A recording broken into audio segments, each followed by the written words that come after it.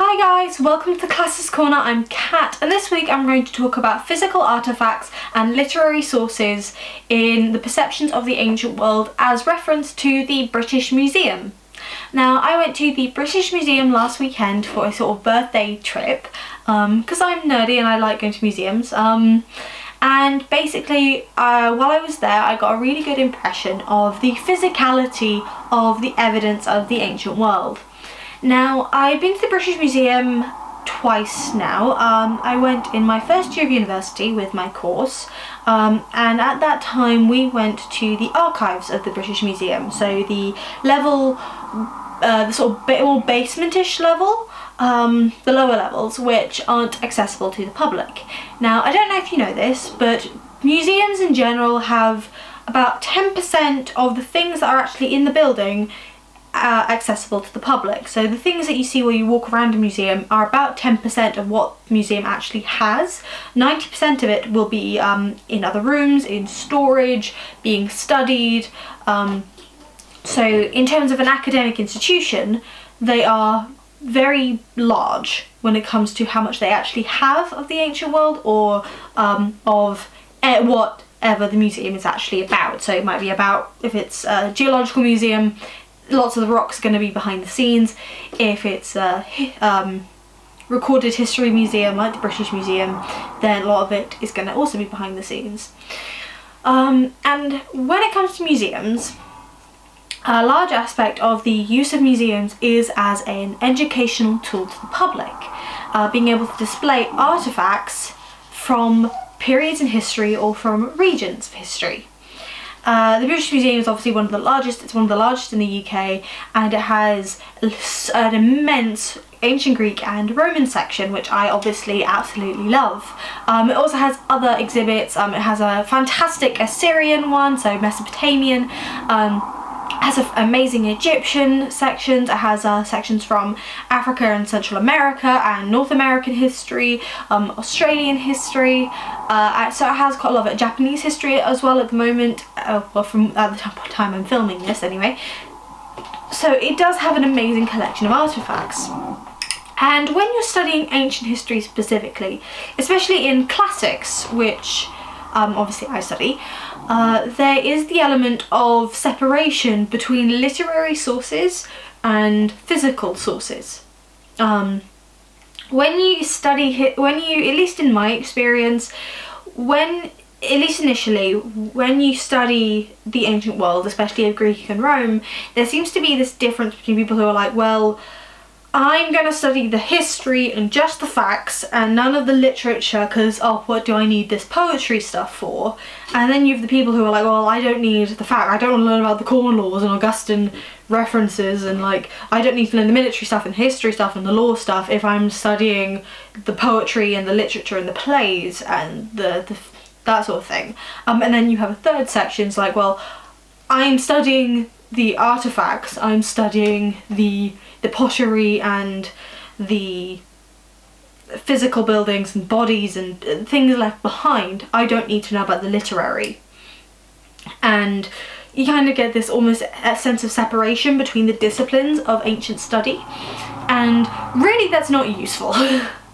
Really, it's so important when you're studying the ancient world to have this great grasp of all of it. You can't study the literature without having a sense of who these people were in their daily lives or in their military lives or in their legal lives or political. Because I don't know if you've noticed in our time, but those events affect the media. So you can't look at you can't study Ovid without understanding his issues with Augustus. But then again, you can't study Augustan history without studying the poetry that time created, because it gives you a better sense of that time. But then similarly, you can't say that word, you can't look at that time period in the literature without looking at the physical remains left behind. You can't not look at the statuary, you can't look at the buildings, you can't not look at the funerary things left behind, because it gives you such an incomplete picture if you don't. Now, even with all of those things, we don't have a complete picture, but when you don't have a complete picture as it is, if you specifically try and cut off a piece of that picture because that's not what you're interested in, it will never give you a full appreciation of the topic. And that's why museums are such important resources to classicists and to ancient historians, because you can study something. You can study Greek myths, which I love Greek myths, I absolutely, and you can read about Heracles, you can read about Theseus, you can read the Iliad, and they're amazing and they are so important. But it's so important to read them and then to look at depictions of those myths on pottery or statues, because then the myths aren't just literary, they're not just words, they are physical. They are brought into the physical world by their depiction. And you can see how viscerally they were a part of that culture.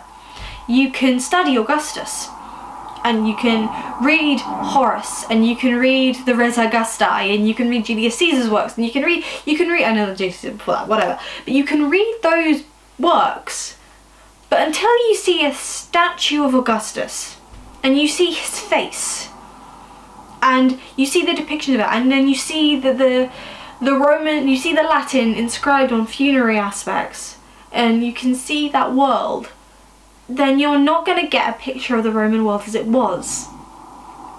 And you need to have that physicality, because that world is still our world. That world hasn't gone away. The Romans and the Greeks didn't disappear one day. They just became us, or they became other people. They carried on, and you have this physicality in artifacts that show that are still there. When you see, and even things that I don't particularly like looking at, like I'm not the best at looking at bodies per se. I don't particularly like looking at mummies. I find the artists, like if you're studying Egyptian history, and to be honest, funeral aspects still make me quite sad and uncomfortable because I'm soft, I guess. But basically, I don't like looking at that. But if you see a body, you see a person, that they were people, that they used goblets and plates and these little cute little things, gnathons they're called, which were intended for feeding babies. You can see them and they exist, and you can see how they were used.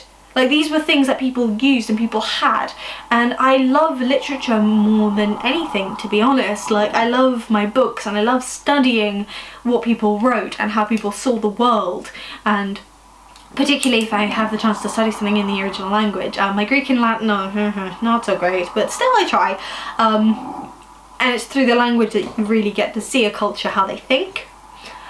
But the literature is amazing, but it does need to be tied with the physical. And as much as the physical is amazing, it does need to be tied with the literature, because you can see a pot in the depiction, and that's fantastic, but you don't have the same cultural appreciation of what the people were thinking about these things and how these stories were told in the actual world. So you need both. You need what's in the museum, but you also need what's in the book. And having the opportunity to go to the British Museum, with one of the largest collections of Greek and Roman artefacts in the UK at least, is just absolutely fantastic and an amazing opportunity, and I would recommend it. But the thing about the British Museum as well is that some of the artefacts might be ancient, but they still have history attached to them that's ongoing history. These artefacts have this link to the ancient world, but their history hasn't stopped yet. The biggest case in point are the Elgin marbles, which I love the Elgin marbles. They're amazing. They're the Parthenon friezes, basically. They are panels of marble, basically, that are carved with a depiction of a wedding and then an attack by a centaur. So Greeks fighting centaurs and sacrificial processions and these big statues, and it's absolutely amazing, and it's such a vast scale because it was meant to be placed on the outside of the Parthenon, either on the outside or the inside of the upper levels of the Parthenon. I can't remember which one actually. And it's amazing, and it's so detailed, and considering chances are it wouldn't have been able to have been seen by many people, it's an absolutely amazing sight, which makes sense because the Parthenon and the friezes were built as a show of Athenian power. It was funded by sources from the Delian League, which is basically this political alliance that Athens got tributes from. And it was basically, we're Athens, we're in this thing, we're big and powerful, and we're going to build this massive temple. So the Parthenon and these friezes were a part of that. Now, in the history of the Parthenon, basically the Parthenon has been destroyed quite a few times. It did have a slight occupation by the Spartans, and the Spartans won the Peloponnesian War, spoiler, but anyway. And then basically during the history, it has been used as a military standpoint. It's also been used as a church and a mosque, and yes, it was blown up one time. It's basically been, the Parthenon, while a fantastic building, has not been the best preserved, let's just say. It is having a massive reconstruction now in Athens at this time, and that's amazing. But basically what happened is that during the occupation by the Ottoman Empire in Greece, a British lord, Lord Elgin, was sort of given the friezes, given the now named Elgin marbles, by the Ottoman Empire as a gift, and he decided to have them stored in the British Museum, the institution, to study and protect them. Thing is, and that's amazing, we still have them now, probably maybe due to that event, due to the British Empire getting them off the Ottoman Empire. But the thing is, now the Greek government want them back. They want these artifacts back. They have, you know, seeing it as a sign of Greek history, and they want these really important part of Greek history back in Greece. And thing is, the British government don't particularly want to give them back. It is more of a political discussion more than an academic one, so I'm kind of gonna avoid that kind of topic of whether or not they should be given back. But the thing is, I've actually been to the Acropolis Museum in Athens, and it's an amazing museum, and the Acropolis is fantastic. But the thing is, they have a space in the Acropolis Museum dedicated to where the Elgin marbles would be if they were given back. So it's not exactly like a subtle topic. It's not like a, oh, but maybe, no, they really want these things back. So there is this debate ongoing with these artifacts. So it really does show that artifacts have history, and they continue to have history. They are important on a longer scale than just, oh, this thing is an ancient thing. It's like, no, this thing is a thing that still has aspects going on around it. It is still creating history, which is just amazing to me. And being able to have these evidences of this thing, because you have these evidence of depictions of humanity, what different cultures thought humanity looked like in the depictions of people. You have language from lots of different cultures. You have Greek, you have Syrian. It's amazing. So, and you have Egyptian, you have hieroglyphics. You have this thing all preserved. And I know museums can be quite controversial in the fact that, yes, lots of the artifacts in museums were either stolen, grave robbed basically, or kept from governments who want them back, who want those artifacts back in their original countries. So there is still conflict there, but they are an amazing resource for people who want to appreciate the physicality of history. So yeah, that's basically what I think about museums, and the British Museum in particular. If you have any thoughts on anything, what do you guys think about the Elgin marbles?